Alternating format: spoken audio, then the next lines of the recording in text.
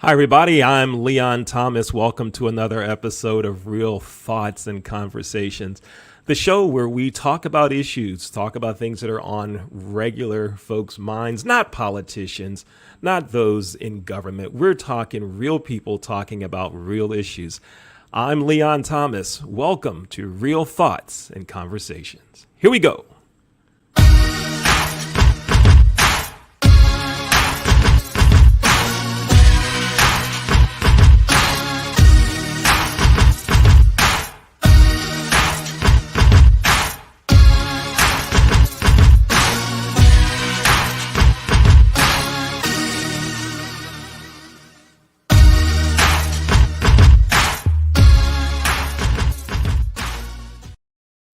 Hi, everybody. Welcome again to Real Thoughts and Conversations. I'm Leon Thomas. Thanks for watching. Today, we're going to talk about a lot of topics related to race relations and business and a lot of things associated with it. And my guest today, our guest, is Dr. Miranda Kitterlin-Lynch, a professor of hospitality at Florida International University. Hi, how are you? I'm great. How are you? I am doing just groovy. I enjoy working with you. You and I have written some articles together and have done some worked on some other projects. It's a pleasure to know you and a pleasure to work with you. Likewise, likewise. Yeah, and thank you for being with us today. We often communicate text message through LinkedIn about things that are going on in race relations, and that's actually how you and I met. I think I attended a conference that you were hosting virtually through your university. Am I remembering that correctly? Is Yep, that what happened? absolutely. And after that conference, you were so gracious to reach out to me on LinkedIn. You provided me some amazing feedback, and I think that it's been a great relationship since. Yeah, yeah. Thank you. I indeed feel the same way. So thank you again for being my friend and for allowing me to communicate with you. It's a cool thing, and I hope that some of the communications that we've done, the articles, the posts, even this show, that someone, just one person, watches, listens, reads, and says, they have a point. Maybe I can do better. So that's what we're hoping will happen. So, Miranda, let's start with this. We both have backgrounds in the hotel business. And, 2 years ago, when all the shootings and murders took place, particularly that of George Floyd, all the hotel companies, it seemed like, came out with statements that basically said, we're going to do better when it comes to diversity, and particularly with our black employees and black owners and so forth. And I thought, yes, that's pretty good. Great talk. Seems like that's all it was talk, huh? Well, I believe that the numbers somewhat speak for themselves. If you look at the most recent Castell report on Black representation, our Black population has lost share of the labor force. So it's disappointing and frustrating. Yeah, I don't want to say that it was all just talk, but that certainly is the perception for many. Yeah, yeah. I looked at the Castell report as well, and when you look at it and you see that six and a half or 6.3% of board members in hotel companies were black in 2017, and it's that same number now after all the talk. You wonder, wow, what is happening? And then the same thing when it comes to black hotel managers and even in some cases department heads. I just don't see any improvement in those numbers either. It's not even what's happening, it's what's not happening. What's not happening that needs to be happening, right? Yeah, yeah. Mentorship programs, management training programs. That's what I grew up in the business of management training program. I've even talked to some owners of management companies. These are white owners of management companies that say they are still doing it. And then there's so many others, brands that they're just not doing anything. So they talked it all, but it's not happening. And I don't know what the answer is. I don't know what the answer to that to the problem is. Right. And I don't have a concrete answer either. And I have to give some credit because I believe that there are companies that are genuinely trying to make an improvement and trying to make a change. But whatever it is that they're doing simply is either not working, or it's not working effectively, or it's not working very quickly. Um, so, Mm-hmm. Yeah. and we've No, had a year. When companies need to make decisions in a crisis, decisions can be made very quickly, effective decisions. We've just seen that through this pandemic. I consider this to be a crisis, and I believe that a year is more than enough time to correct operating decisions. So, yeah, yeah, yeah. I think if they really wanted to do it, I think that something could happen. Let's shift gears a bit. You emailed me a couple weeks ago, and which actually brought this conversation to light. A term that you used, the innocent white male syndrome, or innocent white male. What tell us about that? yeah, so it's no secret that white men in the United States, some white men in the United States, feel that they're being attacked by all of the increased diversity efforts and all the increased conversation about lack of representation of people of color, of women, etc. Lack of representation of anyone who is not a cis white male. I just read a headline today talking about why white men in the United States feel attacked by DEI and why we should care. Um, I've had personal conversations with friends and family who are white men who say to me, how can you say things like that? Because I've never done anything, and I support people of color, and I support women. And to that I say, well, then this is not about you. If you're not doing the bad things, then this conversation isn't about you, and you don't need to feel attacked. You can simply walk away knowing that this simply does not apply.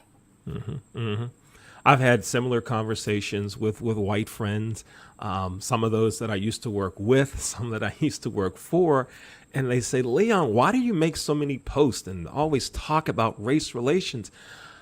I don't even read it anymore because it doesn't apply to me. And so what I say to them is, why don't you share it with a friend that you know doesn't have the same thoughts that you do? Share it with a buddy, share it with a colleague at another company, share it with a neighbor, maybe someone at your church, someone on your child's soccer team needs to hear it, because they're not listening to me. Maybe they'll listen to you because you're more like them. And the answer I get is, well, no, I can't do that. Like, what do you mean you can't?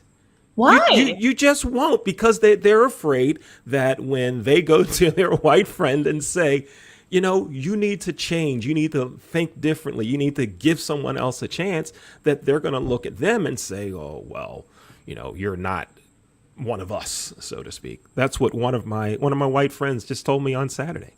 That's what he feels about it. And I'm like, if it's like that, it'll never change. It We've sounds like got to make it's some one of the changes. gatekeeping factors that is not letting the needle move, right? Mm-hmm. Because if people are too afraid to say anything to others, then how are we there? Sorry. It just makes me so frustrated. Yeah. And I read an article and several Facebook posts and LinkedIn posts that talked about this also. They said that many of these white men say, well, in my company we have women, in my company we have blacks, in my company we have black females. And then it's, what about away from work? What about in your neighborhood, in the social groups and the clubs that you belong to, the country clubs, the golf clubs? What are they doing? And what are you doing to help Right. change things? Well, even before you go outside of the company, okay, you've got women, you've got people of color in your company. Where are they in your company? Mm-hmm. Yeah, good point. Good point. And don't Yeah. get me wrong, I'm not demonizing white men in the United States. I don't think that all white men are bad, just like I don't think all of anyone is good or bad, right? But the fact remains that white men in the United States hold the majority of leadership positions and decision-making power. And so we need them to buy into this and to come over onto this side and share it and speak up. We need them to be part of this movement. So Yeah. we're not trying to make them feel alienated or demonized. We want to include them. We want them on our team. Yeah. Yeah. We want it to happen. So, we're beating the drum, yes, because many white men just aren't getting it. right? So that's why the drum keeps getting beat. That's why we're trying to change things. That's why we have meetings like this. That's why we have shows like this. If you'd like to make a comment, you can do so by clicking on comments. This is a recorded show, but we'll see your comments. If you'd like to send me an email to talk about it, my email address is leonthetrainer@gmail.com. And so you can contact me, and I'll make sure that if you have something you'd like to say to Dr. Kitterlin-Lynch, I'll forward it on to her. And if you want to come on a show and talk about it, either because you are in support of what we're talking about or because you totally disagree, let me know. We'd love to have you here on the show so we can talk about that. So, Miranda, remember 2 years ago, all the DEI talk that was going on, and at many conferences, there was always a section, a topic, a part, a panel discussion, a something on diversity, inclusion, and equity. Remember all that what's going on, right? Absolutely. Absolutely. And so I've noticed a trend because our organization facilitates, helps with the logistics of many virtual events. And I'm on several committees that hold meetings and conferences. So in 2022, it was DEI. We've got to have it on the agenda. Let's do it. Let's do it. Let's do it. And 2021, it went down to, do you know any black folks that like to come talk for free? These are at paid events. It's like to come talk for free. And then it went to this year, it's not important. We've heard enough of it. What are your thoughts on that? I can't believe it's happening. I mean, why isn't it, if it was important 2 years ago, why isn't it important now? I don't get it. So I'm not going to say that it's not important. And if I can share, Professor Brian Barker, who works with me at FIU, has recently just spearheaded this Alliance for Hospitality, Equity, and Diversity, AHED, AHED. And it includes several members of academia and industry who are working towards these initiatives. So I have to say it's not dead. People are still working very, very hard on this. I do believe, however, that it's very easy for companies to get recognition when they're outspoken about social issues. Unfortunately, other social issues are arising in the United States that have people's attention, people with buying power's attention, that company marketing departments may jump onto next. And I'm not saying that it's right. I'm just saying that people are in the business to make money. And marketing teams are tasked with the goal to get the most consumers' positive attention.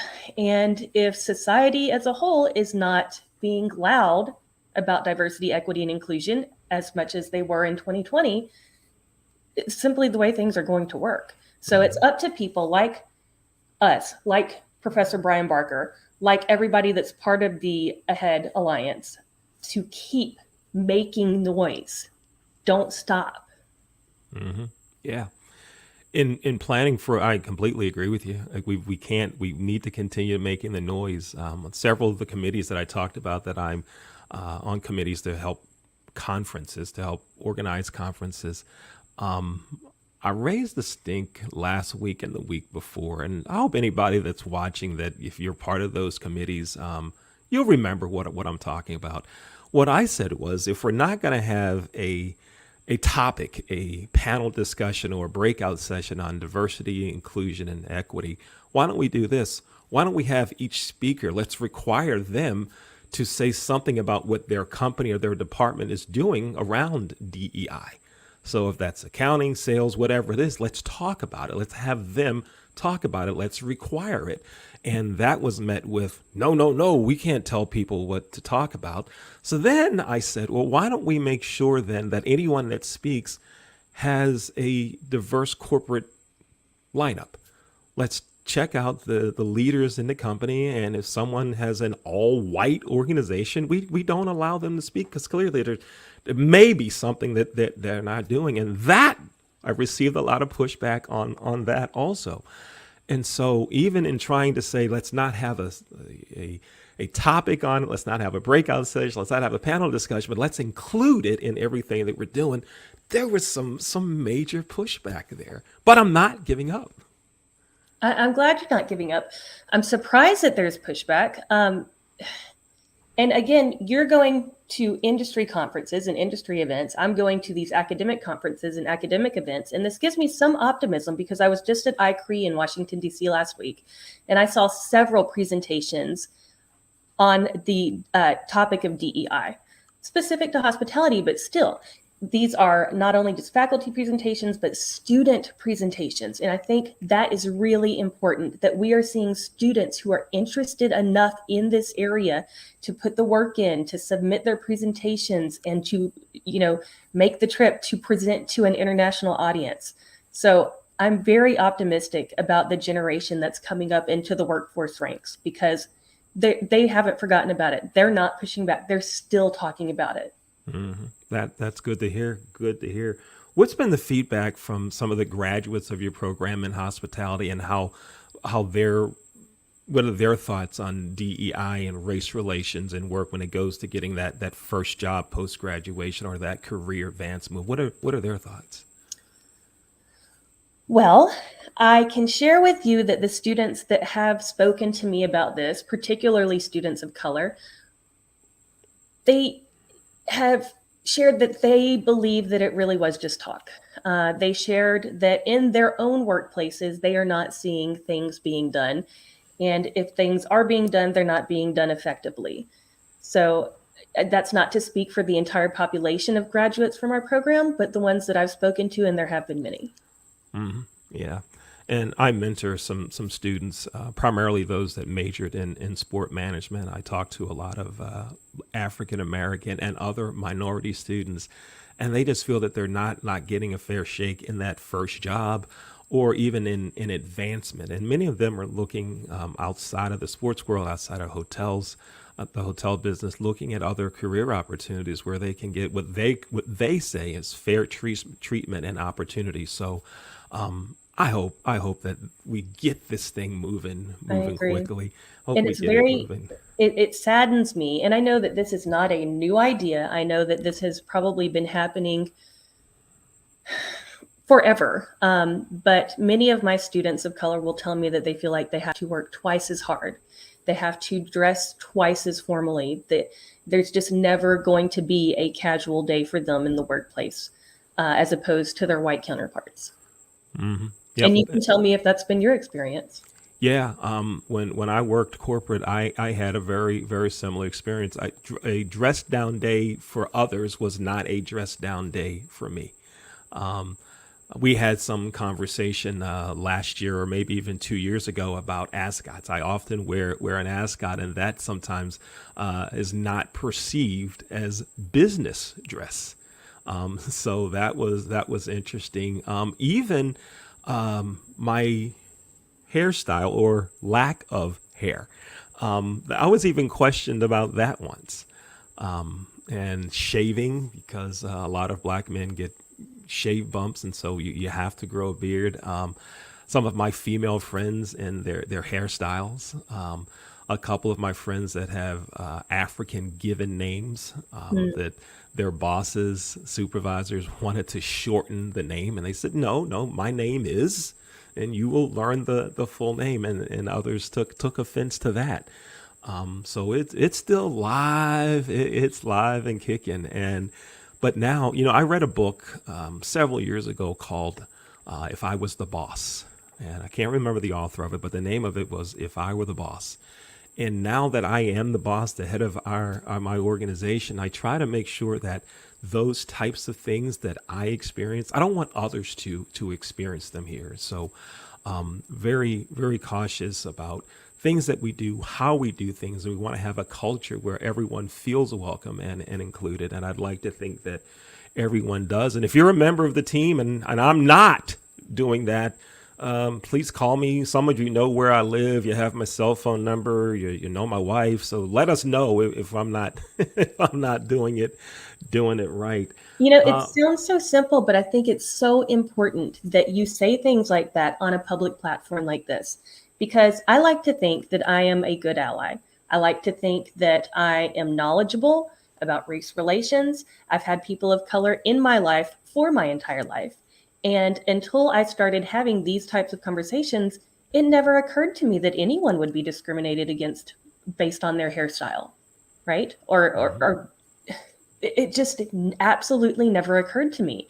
So without having conversations like this and being privy to what's happening with, the population of color, I certainly wouldn't know, but then I wouldn't know and thus would not be able to do anything to advocate for change. Yeah. And you said you'd like to think that you are an ally. I'll tell you that you are. Thank you. You are, through our friendship and through mutual friends. I've heard some things about you and read comments, of course, the comments and replies on posts. And so, yes, you are an ally, and many appreciate it. Let's talk about the NFL and pro sports. And I'm not talking about who do you think is going to win the Super Bowl this year. Okay, no, we're not talking that. Many teams, Major League Baseball, National Football League, National Hockey League, National Basketball Association, the teams have naming rights agreements. And so the team receives money from a corporation to name the stadium. So in Massachusetts, where the Patriots play, it's called Gillette Stadium. In Pittsburgh, their football stadium was formerly known as Heinz Field. That naming relationship ended, and Pittsburgh, the Steelers selected a company called Acrisure, and it's now called Acrisure Stadium. And I looked up Acrisure because I didn't know what they were, what they did, and they're in the insurance business. Acrisure list shows profiles of 48 leaders and senior executives on their website. 48. None of them are black. 48 executives, none of them are black. And when I looked at it, I'm like, what? 48? And the owner of the Pittsburgh Steelers is the head of the NFL's diversity committee. And I'm just thinking, a league like the NFL, as powerful as they are, and all the diversity talk that they've put out there the last couple of years, need to do more than just hire a black coach or a black director of player personnel. They need to make sure that vendors and partners, and not just the Steelers, other teams, need to make sure that vendors and partners have diverse organizations. And clearly, in this case, they don't. So, Right. wow, what do you think about that when I tell you a company has 48 senior executives and none of them are black, but they're buying, something from partnership with a league and the team? Well, it's disappointing. Is it surprising? No, it's disappointing, certainly. And I guarantee you, someone is going to hear that and say, "Well, were there no qualified applicants of color, and that's why there's just a full team of white people." And to that, I would say, well, why is that? Why aren't there any? If that's what you think, then why aren't there any qualified applicants of color? Where in the pipeline do we need to work on that? So. Mm-hmm. Yeah. I did a LinkedIn post about this, and someone messaged me and said, maybe no one black applied for the positions. And I'm like, stop. Yes, ain't buying it. No. Don't tell me nobody black applied. And Miranda, as you know, many positions like that, they're not up for application anyway. They're Right. folks are recruited into those positions. Yes. I had a white person contact me to say, do you know anyone that would be interested? Well, is your network that shallow that you don't know any black people? Is it really that bad? That you have to ask me, do I know a black person that's interested? Come on. We just need to start, let's be real. If the senior executive, the chairman or president doesn't have any black friends, well, there's the first problem right there. And if you don't have any black friends, contact me. I'll be your friend. Okay. Anybody that's that's out there and says, I don't have any black friends, contact me, right? And listen, if you're black and you don't have any white friends, contact me. I have some of those too. Okay, let's just stop the stuff. It's just, they just didn't want to. Right. Well, right?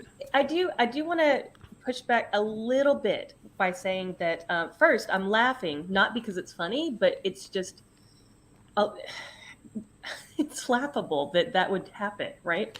I think sometimes people get caught up in their network and they're not intentional about their network in regards to diversity. I think that it's very easy for you to rely on the people that you know in your network without realizing and taking a look at what does your network look like? If it's just a sea of faces that are all the same shade, then you have to be intentional. If you want to do, if you want to help push the needle, you have to be intentional about your network, right? And that can be completely authentic. That doesn't have to be, performative. That can be absolutely authentic to reach out to people of color that play in the same space that you do and say, hey, I'd like to know you. Yeah, absolutely. You know how many companies have a referral bonus. If you recommend someone for a position, they're going to pay you an X number of dollars as a referral bonus. And I often look at the organizations that do that and who is referred. And I'll think about that in two ways. With a company that I worked for, I recommended many black people for positions, and they didn't get hired. But I thought they were really, really qualified, but they didn't get hired. Now, I had some black friends that did get hired. But then I think of the organizations that have a lot of white leaders and a lot of white employees, and they say, here's a referral bonus. Well, there's more and more white folks that are being recommended for positions. And then I think, what happens when a white female recommends a black female for a position? Does the hiring manager or the department head look at that white female and go, you're not really what we thought you were? I mean, I don't know, but I've heard talk of these things happening.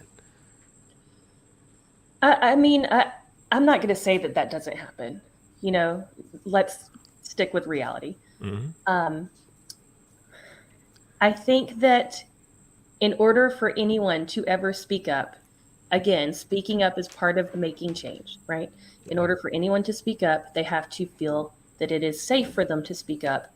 And there need to be ramifications for people who make them feel unsafe. Mm-hmm. There needs to be some sort of process or procedure by which anyone who is intimidating, bullying, denying that, so. Yeah. All right. Miranda, it's great speaking with you as always. Thanks for spending time with us. And this is the first of a 2-part series. So we'll be back later this week to have the second part of the conversation. And this one is recorded. You're going to be watching this, the audience, you're going to watch this on Tuesday and Wednesday. And as you're watching on Tuesday and Wednesday, if you'd like to be on the next show to be a part of the conversation with me and Miranda, send me an email. My email address is leonthetrainer@gmail.com. And we'll see about getting you on the show to bring you in, and let's hear your thoughts on this. Particularly if you don't agree with what we're talking about. We want you on the show. Plead your case. We're going to give you a chance to talk. This is not like some radio show where if we don't agree with you, we're going to cut you off. I'm going to let you talk. But you got to show up. You got to tell us you want to be a part of it. Okay? And please don't tell me, oh, I'm at work. Shut up. You can get a half hour off to talk. You figure out a way to do anything else that you want to do. So let's make it happen. Dr. Miranda Kitterlin-Lynch, thank you again for being with us. Thank you so much for having me. Every time I talk to you, I walk away inspired and having learned something new. So thank you for these opportunities. Great. Thank you. And thank you to our producer, Dion Hunter, for working everything in the background. Thank you, Dion. Excellent job. I'm Leon Thomas. You just watched an episode of Real Thoughts and Conversations. We'll see you next time. Take care.